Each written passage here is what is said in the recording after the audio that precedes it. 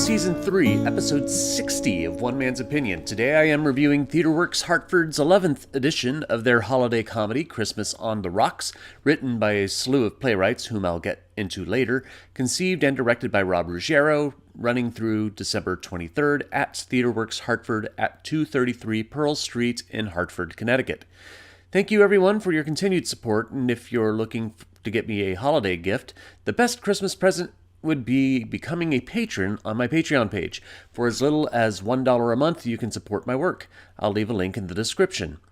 With its theater alone, Hartford has become the Christmas capital of Connecticut, as TheaterWorks Hartford's Christmas on the Rocks has become just as much a tradition as their neighbor Hartford stages A Christmas Carol a few blocks over. Unlike the more traditional A Christmas Carol, which mostly remains the same show over its 25-year lifespan, it's technically 23 because of a couple of years off during the pandemic, 22 if you don't count the streamed production during the pandemic as well. Christmas on the Rocks keeps adapting and changing to the current holiday trends, removing segments that grow stale and adding new segments that hopefully infuse the play with new freshness. Christmas on the Rocks is set in a small bar on Christmas Eve. Love Boat alum Ted Lang did not return this year after playing the role of bartender for 4 years. Stepping in behind the bar this year is Richard Klein, who may be most remembered for his role as Larry, Jack Tripper's best friend in the classic television series Three's Company.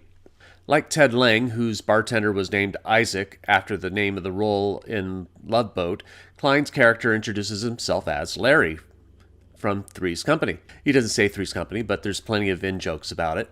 It makes me wonder when we'll get Rhea Perlman as Carla, which would create a whole different dynamic for Christmas on the Rocks for sure. I really like Richard Klein in the role. He is relaxed and cool and seems to be having a great time. Christmas on the Rocks is more akin to classic sketch comedy like the Carol Burnett Show than any kind of real serious theater, and Richard Klein gets that. So when Jenn, Cody, and Harry Bouvy, who play all the other roles in the play, show up and they get him laughing, it works. It helps the audience laugh along with him. The once perennial segment, A Miserable Life, with an adult Zuzu being haunted by her father who is trying to get his wings, is gone. It has been replaced with a new scene, A Smidge of Midge, written by Edwin Sanchez and Jacques Lamarre, which opens this year's Christmas on the Rocks.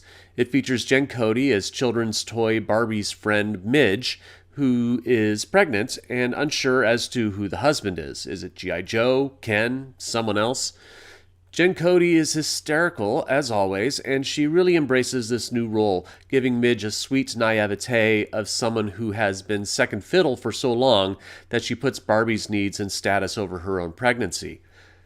The rest of the show is pretty much the same. There's one that has changed a bit. I'll get to it.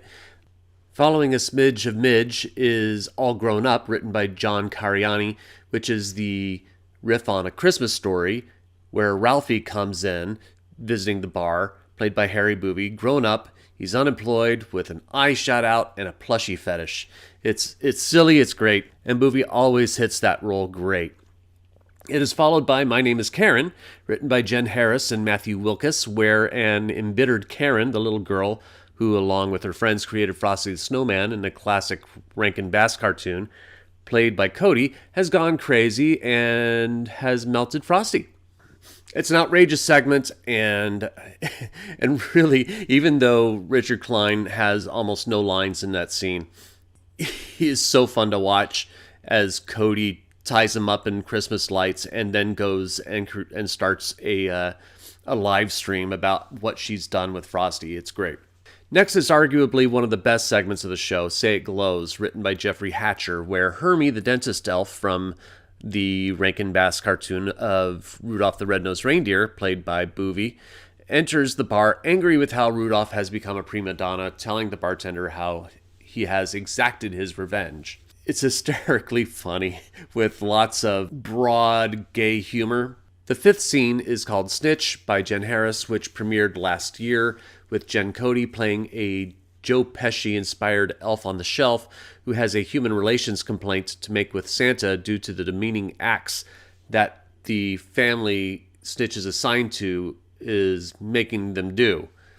Another piece that premiered last year that is back is Drumsticks and Chill, written by Judy Gold and Jacques Lamarre, about the little drummer boy visiting the bar who suffers from post-traumatic stress from drumming every year around the holidays after his performance for the Baby Jesus. He's much older, obviously, and is now a stoner drumming for a punk klezmer band. I was probably a bit forgiving of this scene last year, but really it was a bit of a dud.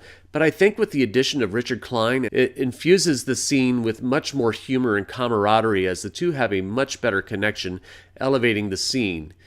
How much of it is just better chemistry between Klein and Bouvy, and how much of it is rewriting of the text by Gold and Lamarre, I'm not sure. Either way, it is a vast improvement, and I'm glad it's back and in much better shape. Scene 7 is The Outrageous Still Nuts About Him by Edwin Sanchez, featuring Cody as Clara from The Nutcracker, who suspects her now husband, the Nutcracker, of infidelity. This, along with Say It Glows, have been the real stalwarts of the show in regards to how absurd the pieces get and maintaining its hilarity. Cody always seems to be having so much fun with this scene as she quickly gets drunk and spits out line after line of insults at the bartender for being so old. Christmas on the Rocks wraps up as it always does with Merry Christmas Blockhead by Jacques Lamarre, which features all three cast members as Charlie Brown comes in to lament his failed marriage with Lucy and the death of Snoopy 4. It's appropriately bittersweet, funny, and sentimental, ending the show on an uplifting and joyous conclusion. I've been seeing Christmas on the Rocks every year for at least the last 7 years, and this is absolutely the best year. Even some of the audience is in on the fun at this point. The night that I was in attendance, it appears that people who are familiar with the play are now applauding as their favorite scenes start, cheering on their favorite characters as they come on stage. And that is awesome. I love that there is so much enthusiasm going forward with Christmas on the Rocks, and I hope that with the continued efforts of Ruggiero, the writers, and the cast, and the continued enthusiasm by the show's fan base, it will continue to be a success for years to come. But I'm only one man's opinion, so be sure to leave yours in the comments below. If you'd like to see Christmas on the Rocks, I'll leave a link in the description. Also, in the description will be the link to my Patreon page, so be sure to visit that as well. You can also support my channel by liking, sharing, and subscribing, and click the notification bell to be alerted to future reviews. My next review will be Connecticut Repertory Theater's production of War of the Worlds 2023, A Servant of Two Networks. Thank you for watching, and I will see you at the theater.